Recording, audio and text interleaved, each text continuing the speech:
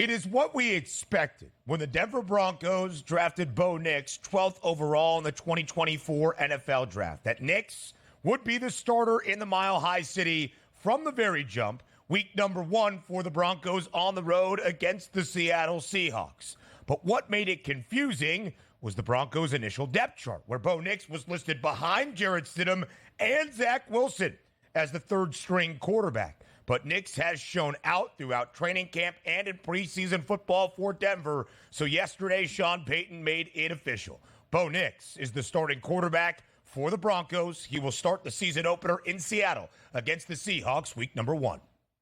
This is what's supposed to happen when you're a bad football team, which technically the Denver Broncos were last year, moved off of Russell Wilson. You're looking for your franchise quarterback. You draft a quarterback in round number 1, and it's not a 19-year-old per se, right, Ben, that's only started 8 games, Correct. And you're saying, hey, he's got a high upside. Let's see if we can get after it. No, this quarterback's been around the block and has shown his moxie in college through a couple major conferences. So he comes in, you just wanted to see him like OTAs and camp, just have a good preseason. But also, let's get down to the crux of this year. The Green Bay Packers in the past, we use this, so many times. Draft a quarterback, wait 3 or 4 years, put him in, and it's worked out. Why? Because you're going up against Hall of Fame quarterbacks where maybe you don't expect a rookie quarterback to actually be able to line up and say, I can beat out Aaron Rodgers in his prime. I can beat out Brett Favre in his prime. But as you measure up with the Denver Broncos, it's Jarrett Stidham. Like, come on, like, is that really who you're beating out at this point? Jarrett Stidham and Zach Wilson? Of course you expected your high round number 1 rookie quarterback to beat them out. Otherwise, what did you draft them for? But also, the one thing I do like is it wasn't as if they just handed over the torch and said, this is your football team, day number 1. They actually let them earn it, gave a little adversity. Hey, you're third on the depth chart. Play your way into this position here. Probably fully well knowing he could do that. But I loved what I saw to Bo Nix, seized the opportunity. But again, it's still Jarrett Stidham and Zach Wilson he beat out. It's not as if it's like, wow, that was a major upset. This is what should have happened and happened. Bo Nix, let's go, man. Let's see what you got. And Donnie, we often talk about a first-round quarterback selected in the opening 32 picks, especially in the top 10, top 15. They are expected to start right away. The grace period of learning behind a wily veteran is not necessarily now the standard in the last 5 to 7 years around the National Football League. So if Drake May is the backup to Jacoby Brissett, maybe it's still raw and unrealized potential at this moment. Of course, we know the situation with Michael Penix Jr. in Atlanta, but Nix was expected to be the starter, and now he is. Bo Nix has looked great throughout the preseason. He has led 6 offensive drives for Denver. Every drive has resulted in points. 3 ending in a touchdown, 3 ending in a field goal. And Nix himself has been sensational and efficient. 8 of 9 for 80 yards and a touchdown. Week number 2 for Denver at home against the Packers. The Broncos offense has put up 34 points in its preseason debut against Indianapolis, 27 points on Sunday against the Green Bay Packers. And to Donnie's point, Bo Nix is not a 19-year-old redshirt sophomore who had a promising second year and is now expected to do a ton, making a huge leap to the National Football League. Obviously, it is a new level, but Bo Nix made history at the FBS level in college. First at Auburn and then in Oregon. 61 career starts, the most we have ever seen for a quarterback in FBS college football. So he does have the experience in a starting role. And his Offensive Rookie of the Year price growing slightly shorter yesterday after being named the official starter for Denver. 13-1 became 11-1. To have the most rookie passing yards, it's plus 350. His season-long passing yards prop still not up, but Donnie, in that clip from late July that SportsGrid tweeted out where we said Bo Nix would be the starter in the Mile High City, his number was 28.50 and a hook. I bet it then. It has not come back up on the FanDuel Sportsbook. It was taken off when he was listed as the third-string quarterback in that first depth chart by Sean Payton. But I would still feel pretty comfortable about laying that wager here and now. Yeah, exactly. And also, when you're going to your rookie quarterback, and granted, again, it still gets the backup quarterback situation. There's not really anybody pushing him. So if he is going to have some struggles, let's just say weeks 3, 4, and 5, just throwing that out there, he's not going to get benched the following week, said, hey, maybe you got to sit back and learn at this point, unless he's really bad, Ben. 3 to 4 interceptions a weekend, which we're not anticipating. But you figure, barring health issues, he'll be your starter week 1. He'll be your starter all the way up to week 18 at that point, and he should be able to throw for that amount of yards. Because, again, he threw true for a lot in college. It's not anything new. Like, you can even date it back to the 1990s. Steve Air McNair comes out of Alcorn State. Back then, it was called Division I AA. Hey, look, hasn't really had a pro set offense, an unbelievable talent. Let's sit him down for just a little bit, and then we'll let him go. Bo Nix has been around the block, a lot of pro sets here. He's ready to throw the football, earn that job here. So no surprise. And we expect good things out of Bo Nix. This isn't like, oh, my goodness, I hope he can throw for the Justin Fields 125 yards a game, which some sportsbooks used to hang on him. He should be up there priced appropriately because why? We actually think he's a pretty good thrower of the football. And listen, you can use last year as an example, both for the Broncos and their outlook in 2024 and what that passing yards prop is going to be for Bo Nix. Sean Payton is many things, but he is an offensive guru first and foremost. Russell Wilson wasn't great last year, but he wasn't bad. Very efficient in terms of touchdowns to interceptions, 26 TDs to only 8 INTs. But he still threw for 3,070 yards in only 15 games for Denver, only throwing for more than 250 in 3 of the 15, and just once from week 3 on. If Bo Nix is even consistent and plays 15, 16, 17 games for Denver, it's why I like the prop of over 28.50 and a hook. Now for the Broncos overall. Donnie, week number 1, Bo Nix's first NFL career start is going to be in Seattle against the Seahawks. You will see how Denver is reflected in the odds market. They're a 4.5-point underdog against the Hawks up in the Northwest. Seattle's win total is 7.5. Denver's win total, 5 and a hook, and the over has the slight juice. Even last year that was not considered a success in Denver, the Broncos still stumbled their way, or at least found their way, to an 8-9 record, a team now with a 5.5 win total entering 2024. Yeah, quarterbacks making debuts. Correct me if I'm wrong. I think maybe 2 years ago, wasn't opening day Russell Wilson of the Broncos going to Seattle to play? And certainly, I believe he got upset in that game. So interesting that those scheduling quirks happen where Denver's going to bring a new quarterback up to Seattle. But it should be an entertaining game overall. I don't know which way I would lean just yet because I like what I see out of Bo Nix, but maybe not against starters. Probably still lean to the 12s up there in Seattle in that game. More NFL training camp news on the other side of the break here on the Early Line.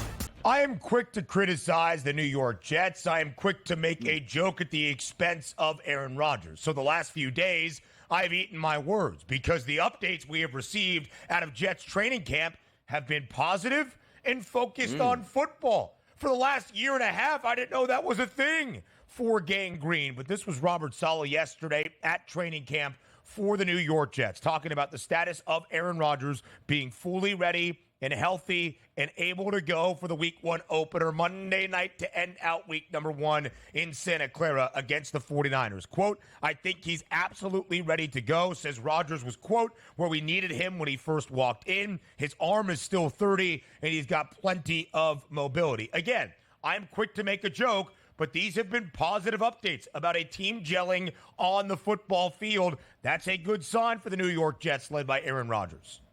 It is. And look, we're not going to get political on this show, but RFK Jr. is going to make an announcement on Friday. Could he be bringing Aaron Rodgers back into the fold? Is that what he might have? So as much as we love football inside the building for the Jets, watch out on Friday afternoon for Aaron Rodgers coming maybe on Twitter, on X, or doing a podcast at this point. Might throw everything out of whack. We've had so much kumbaya moments here. If you watch, deep passes down the sideline for touchdowns against the Giants. It all feels good right now. It just does. But maybe something can still throw that off because we know Aaron Rodgers might be ready for that. Just might be.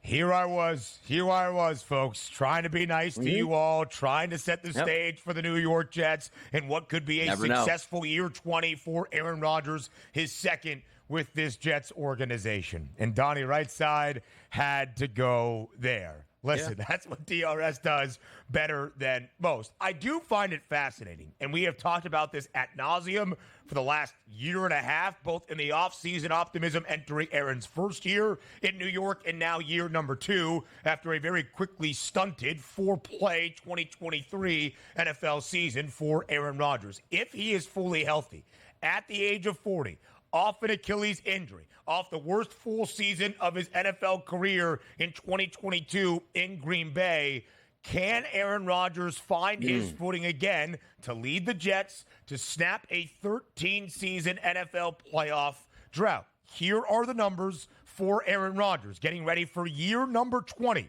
in the National Football League. 25.5 passing touchdowns, 3,600 and a hook. his passing yardage prop, a 25-1 number to win the NFL MVP award, something that he did in back-to-back seasons as recently as 2020 into 2021. Donnie, can Aaron Rodgers look like what we had seen for most of his tenure in Green Bay and not the guy that we saw in 2022 and barely saw anything of in 2023?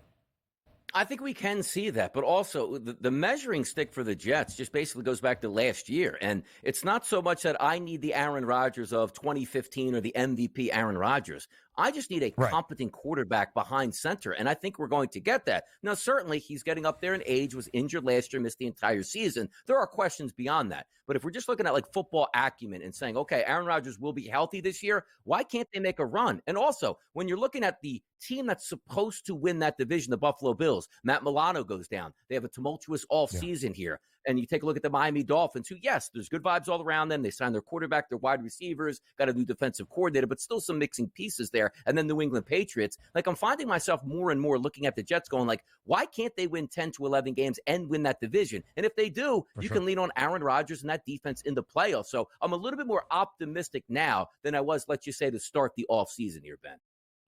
Me as well. And I have been quick to dismiss the New York Jets in capitalizing on the optimism of Aaron Rodgers. But outside of the quarterback, there is so much talent on this roster that if Aaron Rodgers even looks like he did in 2022, which by his standards over a 20-year NFL career is very mediocre, the New York Jets should be a double-digit win football team and make the postseason. 25.5, the passing touchdowns prop for Aaron Rodgers in fully healthy seasons where he has played at least 15 games. He has gone under that number only one time. It was back in 2018. He threw for 25 touchdowns. That's where I would look first and foremost at Aaron Rodgers, who will return to Northern California for his season debut in 2024. A Monday night is a scary thing for Aaron Rodgers to start off a new NFL season as of this moment. But they head to San Francisco. The line was 5.5 at open. It's now 4.5 in favor of the Niners. I look at that 44.5, and I understand, like, both of these defenses on paper are very good. But come on, it's Shanahan and that Niners offense, and it's Aaron Rodgers getting back under center with the Jets with even more weapons. Like, shouldn't we see high 40s at least in that game? I can't wait to watch it play out, though. I cannot wait. What an end to week number one. Live right here into hour number two we go on this Thursday on the early line on SportsGrid. I am Ben Stevens. He is Donnie Rightside. 2 more hours to go up until 11 a.m. Eastern time. A lot of football talk in this second hour and really from here on out until the middle of February. It is week number 3 of the NFL preseason. It starts on this Thursday with a doubleheader of action. Will you see your favorite stars and starters around the National Football League? More than likely, no. But if your team still has some job positional battles to figure out, maybe there is an incentive for NFL preseason week number 3. And Donnie and I will talk a couple of the QB competitions that are still outstanding around the NFL to start off this second hour. I'm excited, man. Like, talking a lot of football. I feel like now's the time of the year, Ben, that, like us content, providers come together and we don't even have to do any preparation. Like, we could just turn on the camera, have some fun and let it rip. Like, it seems like an easy time of the year for us to not prepare for shows and still bring it. What do you think about that? Yeah, I like that, DRS. We are bringing it right now. We are getting ready for this season. I'm going to be honest. I was looking at the rundown. I didn't even hear what you had to say there. So I'm sure I know. It was went right over pretty good. Yeah. Went right What'd you say? Do it again. I'm basically happy that we don't have to prep or do any pre-game, post-game stuff. We can just let it rip at this point and have some fun. Like, the work, I figure once the Super Bowl ends, you have to work really hard until football season. Then you just coast here. Isn't that what we all do in this industry? Just, you know what? Hey, let's get after it. So you're saying that football season is just an easier thing to talk about, although being more important and busier. Yes. You spend less time getting ready for it. Yeah. We don't need any prep work at this point now. We could just cruise. Turn that camera on, let us loose. It's our time to shine. That's what I'm saying. I don't know, DRS. We're going to be in studio a lot during football season. The lights are bright. Yeah. They expect the most out of us. You know who would have hated that comment and not just ignored it because he was looking at other things? Old K-Dubs would not have been too happy. Bring it up on the money line today and see what he has to say. That was good, though. I just pulled a Donnie Rightside, two Donnie Rightside making one of his bits and ignoring what you have to say live on national television and radio. All right, let's have a conversation, DRS, around the two quarterback jobs that are still outstanding in the National Football League. We have a hint of where both are going to go, who's going to be the week one starter for both the New England Patriots and the Pittsburgh Steelers. But there are odds associated with at least in one spot, or at least there were. We start in New England. The odds are off the board for Jacoby Brissett and Drake May. Oftentimes, when the odds go off the board, it can mean one of two things: that either it is such a strong price and somebody is such a strong favorite, it is not worth associating odds with that market any longer, or there is such confusion, it is not worth the risk for the odds makers in this market to even post a number. When you see OTB for the Patriots, what's your first thought? I fumbled the bag. Like, that's what it should say at this point. Like, that should be the initials there up there. Because the reason I bring this up is this is such an easy call for a head coach. Yeah, this is such an easy call for, a coach and an organization to make.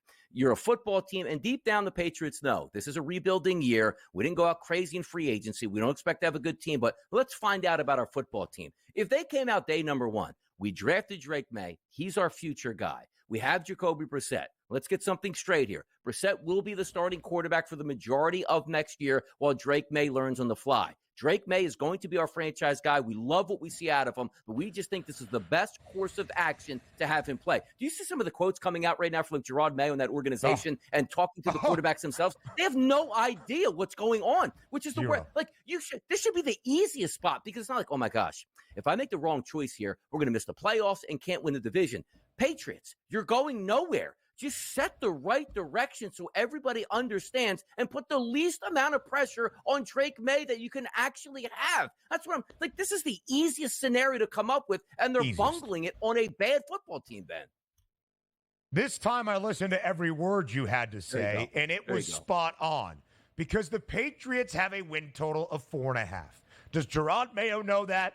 I'm not entirely sure. Does Gerard Mayo take that into consideration? I hope not. You're an NFL head coach in your rookie year. Try to win as many games as possible, even if you are aware and realistic about what your true season outlook appears to be. But this year, success can mean many things for New England, starting a new era under Gerard Mayo. After 24 years under Bill Belichick, you are trying to get younger. You are trying to get fresher. You are trying to put the building blocks in place for 2025 and beyond. And I think it would be mismanagement to put out Drake May early on in the season, not at some point, to start games and get that NFL experience. But from week number one, with the Patriots having the second most difficult schedule around the National Football League in a 7-game gauntlet, you would not wish on your most bitter rival around the NFL to start off 2024. It would be malpractice. It would be mismanagement to put your rookie quarterback out there when your expectations are not those of Caleb Williams in Chicago and have the onus and the blame placed on his shoulders. That's how you ruin his entire career outlook in the first 5 weeks of his NFL career. And early on, Donnie, what bungles the mind early on is Gerard Mayo did say the right things. We have Jacoby Brissett, a veteran around the National Football League that has been here in Foxborough before. He is the more pro-ready quarterback. He is the guy unless proven otherwise. What has he done? Thrown an interception during a preseason game? And what has the Patriots done throughout their preseason? They have played their 4 quarterbacks in both of their games. They reinserted Bailey Zappi last week against Philadelphia to try to win a preseason game. I have no idea what they are doing with the quarterback room, but it does not make me feel overly optimistic about Drake May's time in New England. No, it doesn't. And also, you're right about that, because, like, Joe Milton is there. And understand, we know how talented he is. Not ready to be an NFL quarterback just yet. But the reason you have preseason is to put guys in scenarios where it's like, let me see if this kid can actually succeed. And they basically told Joe Milton, hey, get out of the game. You're 2 of 7, 2 of 8, whatever you are. We're going to put Zappi in, who's probably going to make the team and not start, but see if Zappi can actually win this football game for us late. So some things they're doing, rookie head coaching mistakes. But we get back to the original point. This was the easiest scenario. Not a talk to a Patriots fan. Talk to any fan of the NFL. they're not expected to do anything this year. The only goal is set the stewardship for a perfect season, meaning they might win 5 games or 4 games, but the direction has been set with your young quarterback. They just seem like they're flailing around right now. And also, let's not forget about a week and a half to 2 weeks ago, they're trying to trade for Brandon Ayuk as their number one wide. I have no idea the direction that this actual franchise is going right now. I just don't.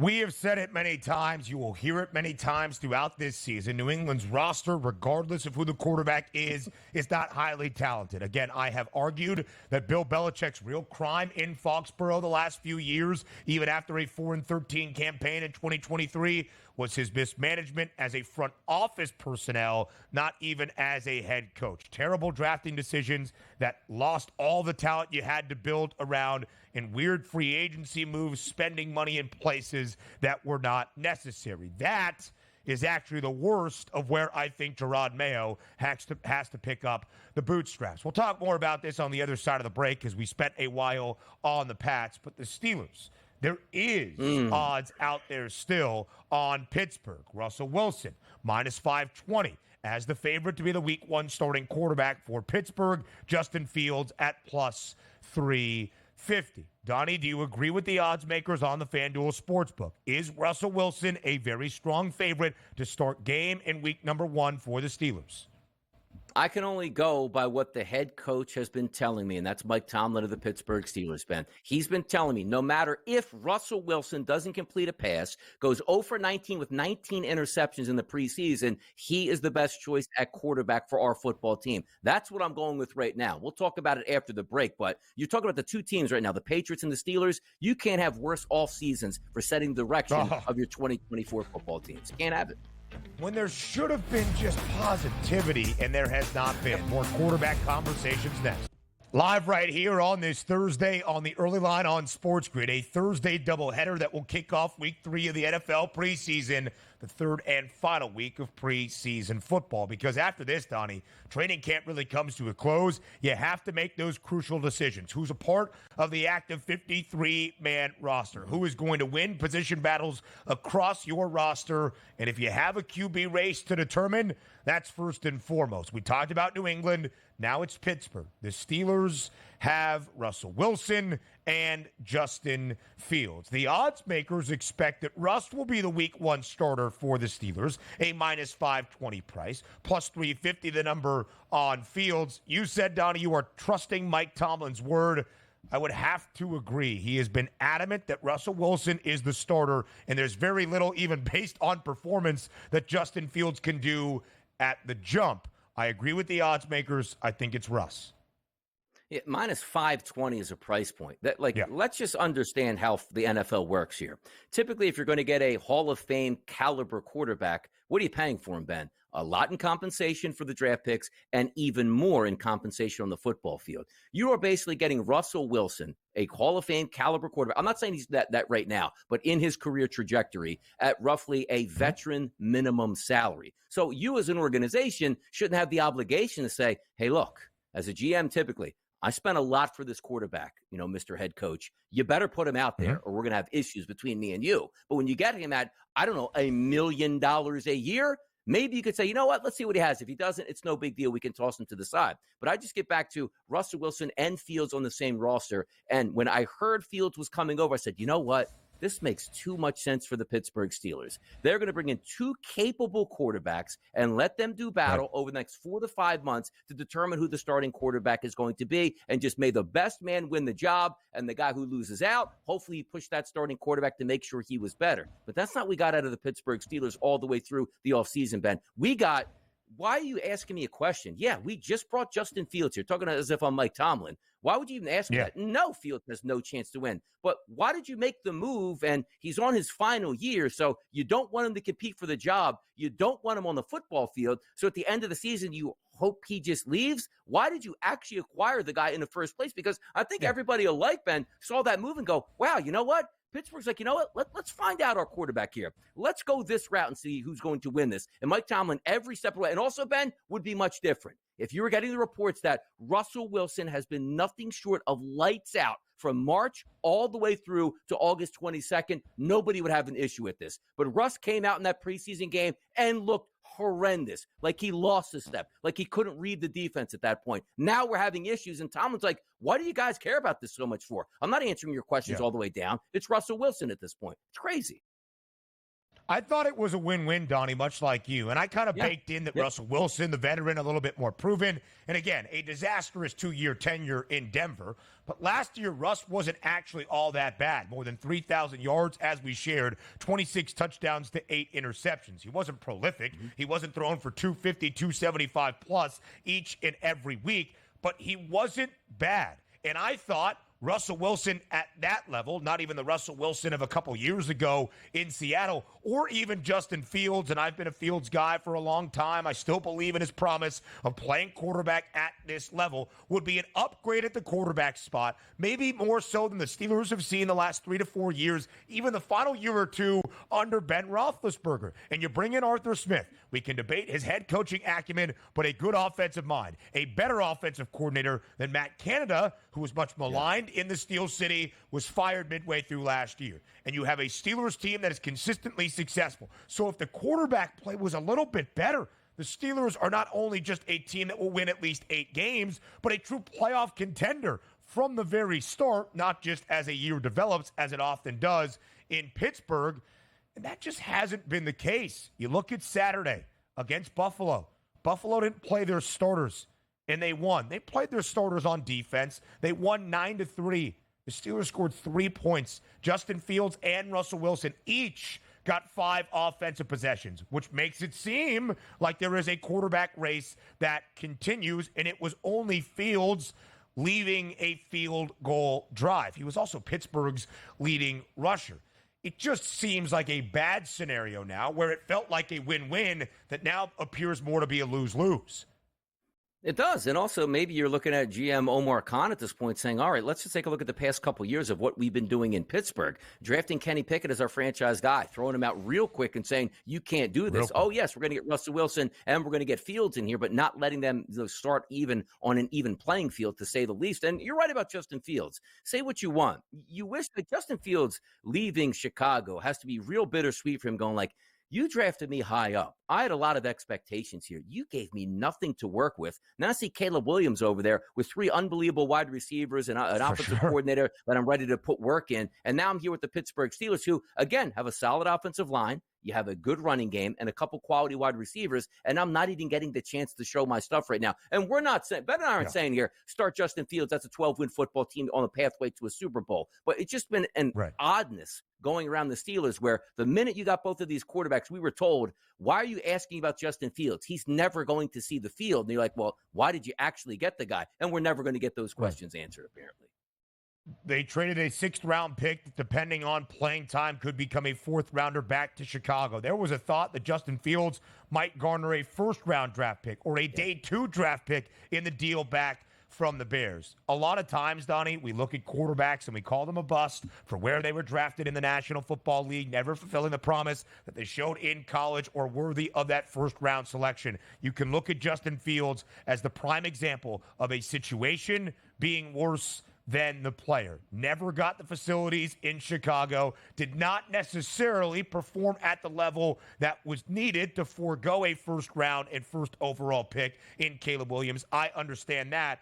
And now hampered here, where Justin Fields, in the final year of his contract, and the Steelers have not picked up his 5th-year option, is going to be a free agency, maybe to flounder around the National Football League, depending on what happens this year in the Steel City, despite what talent or promise he could still possess in the way that he plays quarterback. I feel bad for the guy. Now we're going to have a little fun. A new compartment, whatever you want to call it, has opened up on the FanDuel Sportsbook of some futures fusion, some match bets around the National Football League from FanDuel. Up next, a new category available to bet on the FanDuel Sportsbook ahead of the 2024 NFL season. That's futures fusion, basically a match bet that combines a couple of things around the NFL for what is going to happen this year in the National Football League. Here's one that combines the 2 teams in New York that play their professional games in New Jersey. It's the Jets and the Giants. What is more likely, DRS? The Jets win at least twice as many games as the Giants. It's a plus 110 price. Or in the NFC South, the Atlanta Falcons win at least twice as many games as the Saints. It's a plus 270 price. What is a better bet? Hey, by the way, Fusion, Ben, not good for food. And if anybody goes, we're going to a Fusion restaurant, just don't go to that restaurant, people. Don't do it here. Fusion for football, too much. Very, very good because, again, gets your mind turning here. And these are two equal opportunities here that we're going to look at. The Jets to win at least twice as many games as the Giants, which means, again, you're just doing fundamental numbers in your head. Okay, what happens if the Jets have a good season? It's 12 wins, let's just say. Does that mean the Giants, need to win 6 games or less? Because quite frankly, if you get 12 wins out of the Jets, I actually think that's going to be the case. But I don't know if I can bet it that way because you sort of have the Jets around 10 or so, the Giants at 5. Yeah. You should just, start. It's like the SAT, sign your name. You get a certain amount of points for. In the NFL, typically, you sign your name and get at least 4 wins on the season. It's just the way it typically works here. Bad football team, good football team, no football team. But also take a look at the Falcons win twice as many games as the Saints. I don't know if I trust that one.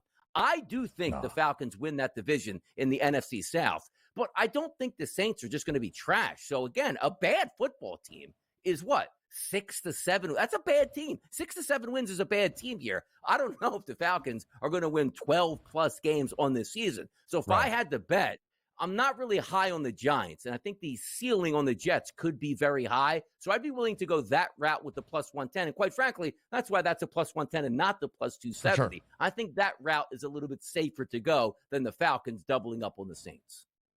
Again, it's kind of chalk in this scenario, but you have to agree with the plus 110. The Jets win total 9.5. The over has the juice at a minus 168 number. The Giants win total is 6.5. The under has the juice at minus 142. If we follow the juice, 6 wins for the Giants, 10 wins for the Jets.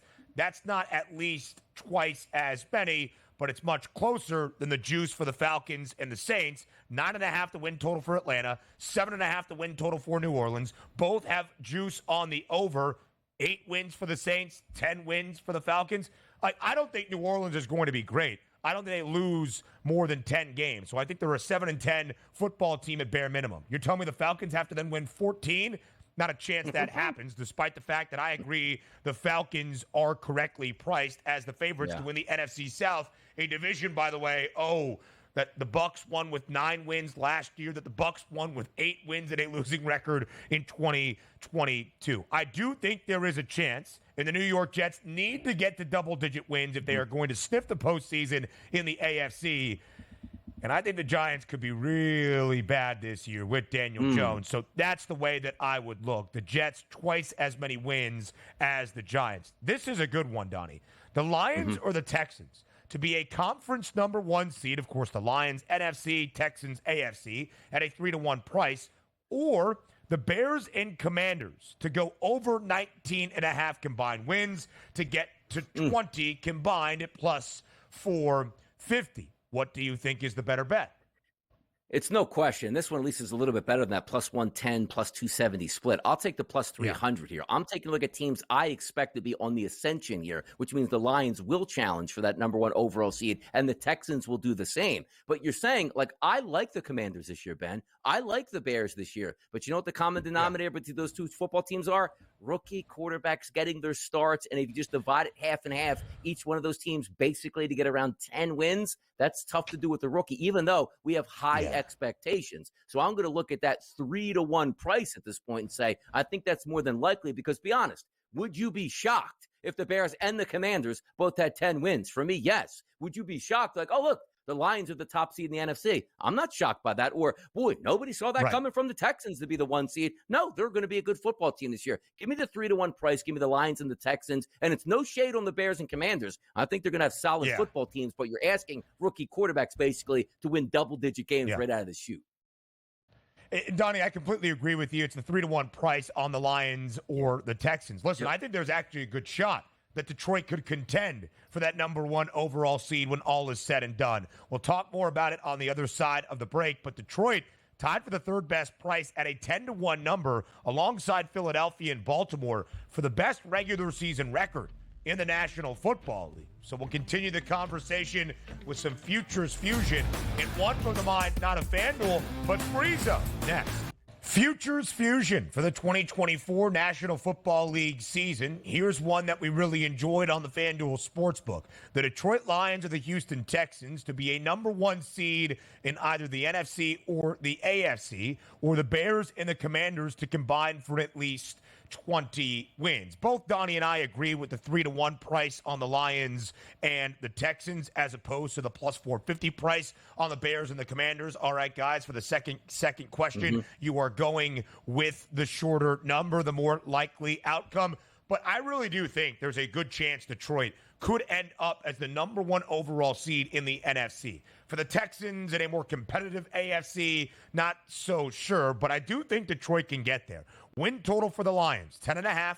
The over has the juice. Detroit, an 11-win football team a season ago. I think they can get to 11 or 12 wins to challenge the 49ers, to challenge the Eagles for that number one overall seed. In Detroit, DRS, a 10-1 number alongside both the Eagles and the Ravens, tied for the third best price to have the best regular season record in the National Football League this year.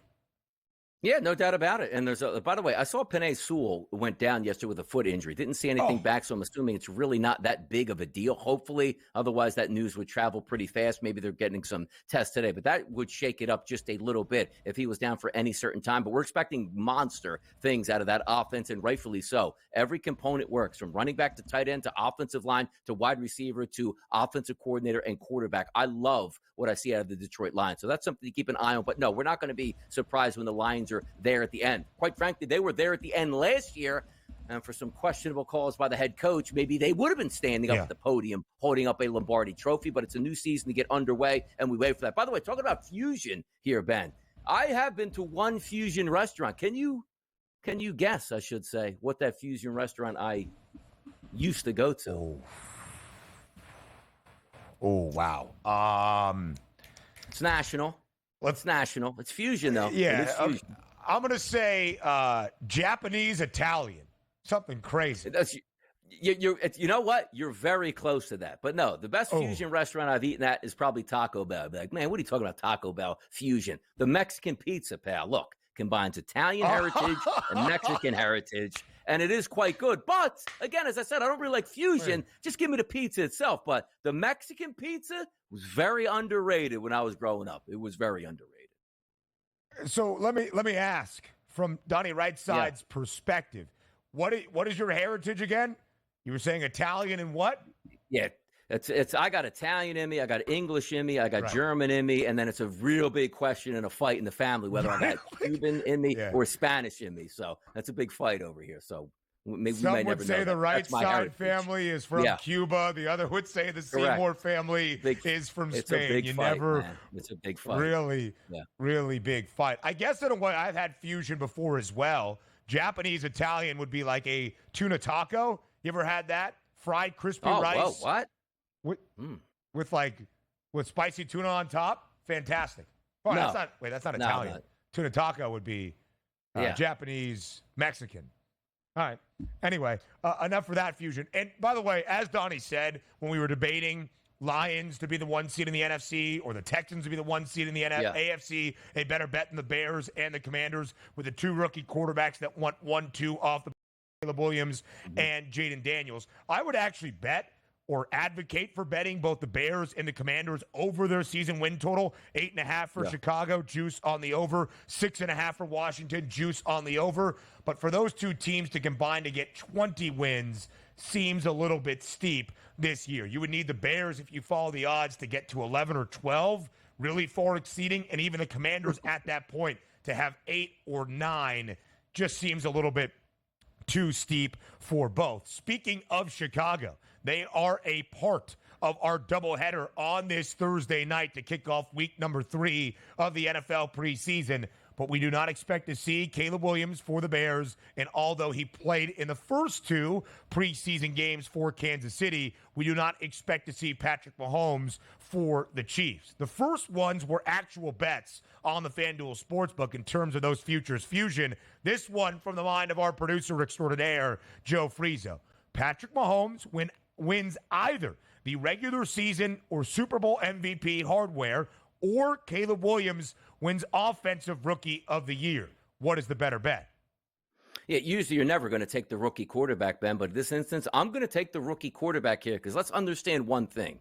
You have to be the single best player in the entire league to win the MVP. Can Mahomes do it? Absolutely. But also, we understand there's always a bias out there where it's like, look, anybody that comes close to Patrick Mahomes, we'd love to give it to the other person as opposed to Patrick Mahomes. That's just the way it is. And even if it isn't is a guarantee that always happens, we understand that the human psychology works that way. Let's give it to somebody else and somebody we don't see every single year. Then again, you're going to win a Super Bowl. That's hard to do. You say, well, Donnie, we watch you every day here. Come on and say, you don't care about the rest of the NFL as long as Mahomes is healthy. It's still extremely hard to get every break during the regular season to wind up in the Super Bowl and win it. Now, granted, Caleb Williams coming in here, sure, there's a lot of other rookies that are very good that are going to get a lot of playing time this year. But when I just look at the setup for him, the success level and the success rate of him being a dynamic quarterback, rushing the football, making those splash plays, which are so important. Like you want your Heisman moment. You say, hey, I don't know who I'm going to give it to. Wow, did you see that guy with that super highlight last week in a big game? Highlights matter in this environment because as much as we want to say beat writers are voting on it, they're not just watching every Chicago Bears game. A lot of the times they're writing their own things. Like, oh, what did Caleb do? 18 of 23, 275 yards, 2 touchdowns and interception. But did you see that unbelievable play that he had? So I would actually be willing to go with Caleb Williams winning the Offensive Rookie of the Year over Patrick Mahomes being an MVP and or Super Bowl champion.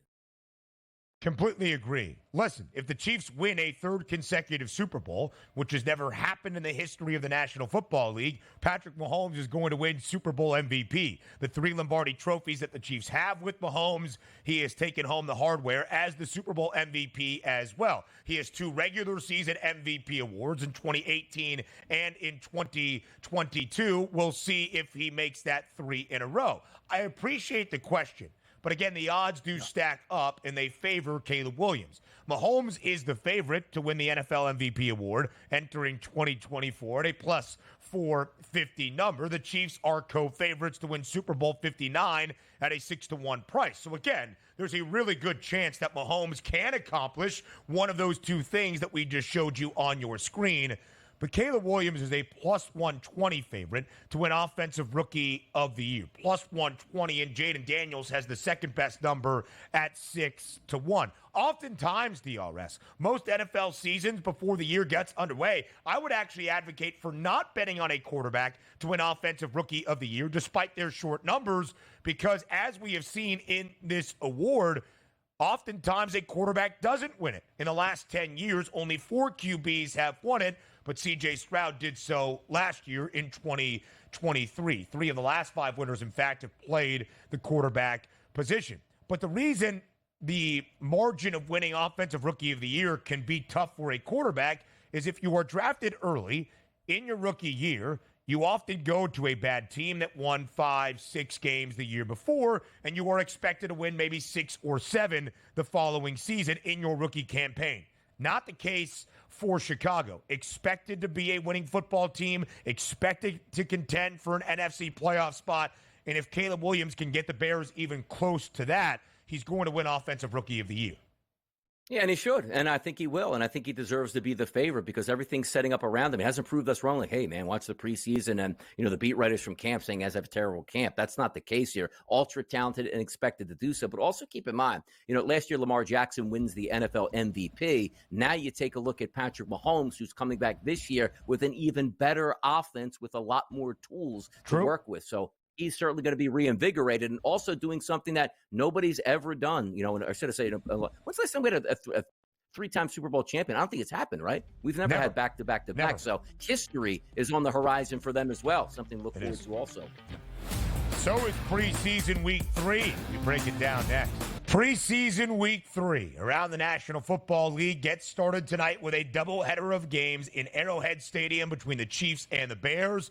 And first up, the Bengals and the Colts in Cincy. But because we just debated Caleb Williams versus Patrick Mahomes, not who's the better quarterback, as some flag football guys might have been saying, but who has a better shot of winning hardware in their associated markets this year, we start in KC. Now, if you are a preseason hater, congrats.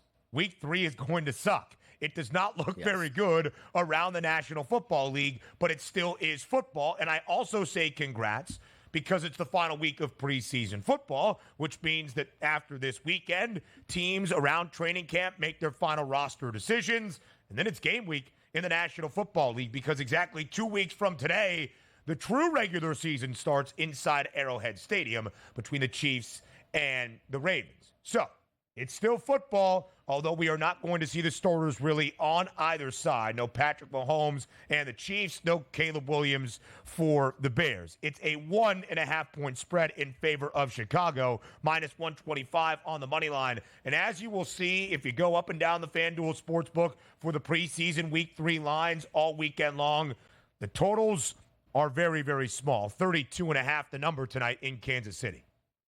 And that's where it should be because, much like games 1 and 2, you're still trying to figure out who's going to make the roster, who you got to get some gameplay for. You got to maybe, break them in before the season starts. Game number 3, quite frankly, is the old game number 4, where you're so much closer to the season that your only goal is to not put anything on tape that an opposing team can use. And number 2, not getting anybody injured who even might be playing in week number 1, which means you get a lot of backups. They're going to get a chance to shine out there with very vanilla game plans and the clock running all the way through. That's why you're getting a low number like a 32.5, because it's based about the backup quarterbacks. And quite frankly, I don't even know if Kansas City is like, hey, Carson Wentz, let this be your game, because that might actually be pretty decent. He's been a quarterback in the NFL. And Bajan has started some football games for the Chicago Bears. So if they're getting the majority of the time, maybe you can see an over 32 because you'll give them something to work with and chew on because you don't expect them to play in the regular season. You want to get them their reps now. But that line is telling you that Chicago and Kansas City aren't caring about this football game. So we'll see what we get out of the quarterback position. But the only rule of thumb in week 3 right now is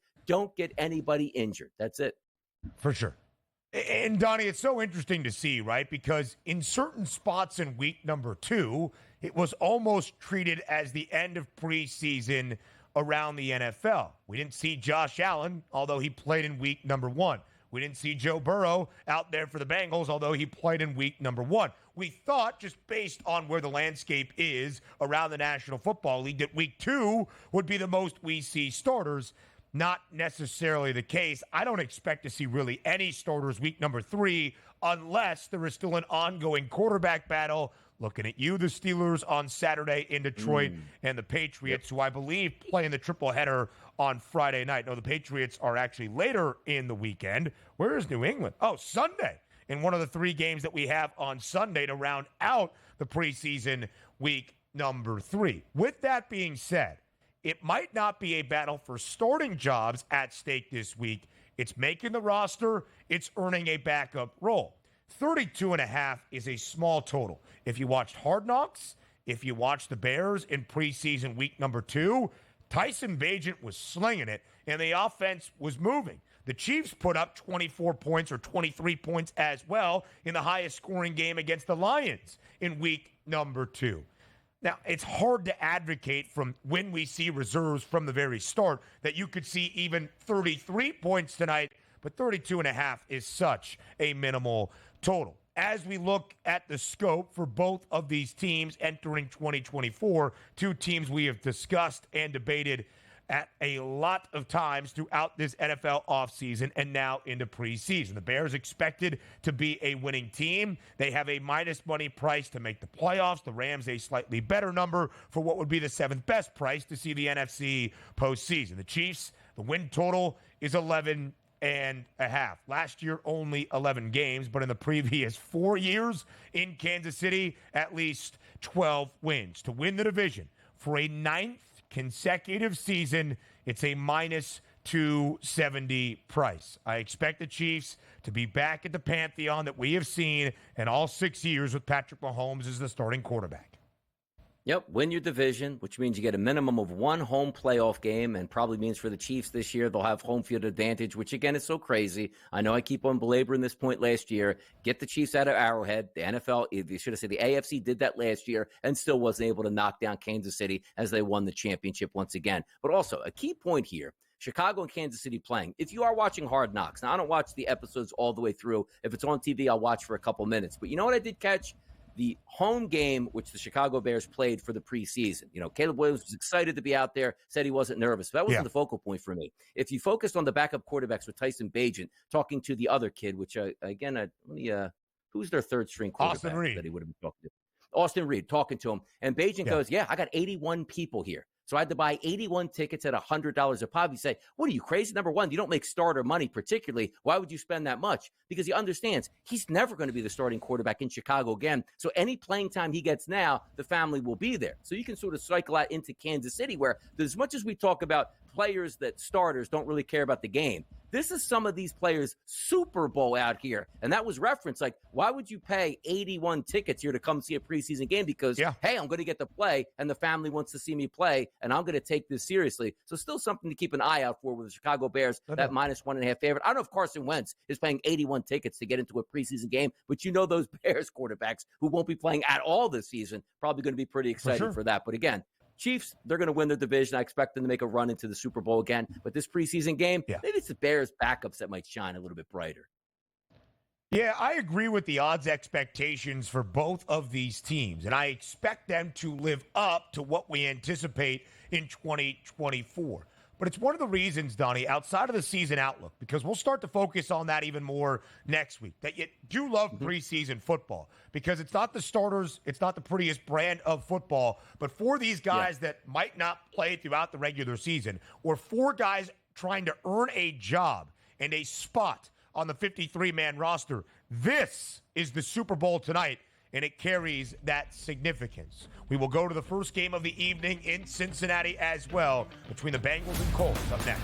A doubleheader of NFL preseason football to kick off week number 3, the third and final tonight. We talked about the second game of the evening. It starts about 20 minutes after the first game in Cincinnati. The Chiefs and the Bears will end out the night. The first game up is the Bengals and the Colts. Much like we talked about in Arrowhead, we do not expect to see a ton of starters tonight on either side. The Colts a 6.5-point favorite against the Bengals. The over-under 34.5. It is a large spread, which makes me wonder about Anthony Richardson trying to earn all of those game reps for Indianapolis. I'll dive in to see if Shane Steichen gave us a hint at all. But I will say this, DRS, in terms of the joint practices this week in Cincy between the Colts and the Bengals, apparently there has been some jarring between both sides, where the Bengals defense has had some very harsh words for AR, and that he has not performed very well in the joint practices. Of course, Anthony Richardson, only 4 games last year, only completed 2 in his rookie season before it was cut very short with season-ending shoulder surgery. Yeah, I can't imagine he'll play in that game tonight, which, again, you're looking at the battle of the backup quarterback. So if you take a look and say, all right, Cincinnati, who do you have? Logan Woodside and basically Rocky Lombardi tonight getting that, first half, second half split, whatever it might be. But if you look at the Colts, if it is Joe Flacco, if it is Sam Ehlinger, if it is Slovis and Bean, I think those backups much better than Cincinnati's backups overall, which is why you're seeing that price point at a -6.5. And maybe it does mean that you're going to get a series or 2 out of Anthony Richardson. I haven't looked to see exactly who the starter is going to be. It'd be crazy if he was actually getting extra time, but you can't fault, let's just say, Shane Steichen for saying, I want to play this guy. It's like, hey, let's just hope. He didn't play really last year, so you want to get him into the fold as many times as you can. And I understand why NFL teams do look at those joint practices much more than the actual game itself for the preseason. But that 6.5 tells you one team is actually going to take this a little bit more serious than the other team, and that's the way I'm going to lean. I think the Colts have the better quarterbacking situation all the way through tonight as opposed to the Cincinnati Bengals. So here's what we got from our producer, Joe Frieso, which I believe is correct. Freeze, this is quarter and a half for the starters is the plan for Indianapolis tonight on the road and ahead of us, but we're excited to get those guys out there on Thursday, end quote. That's a whole lot of nothing out of Steichen, but apparently the plan is at least a quarter for the Colts starters tonight in Cincinnati.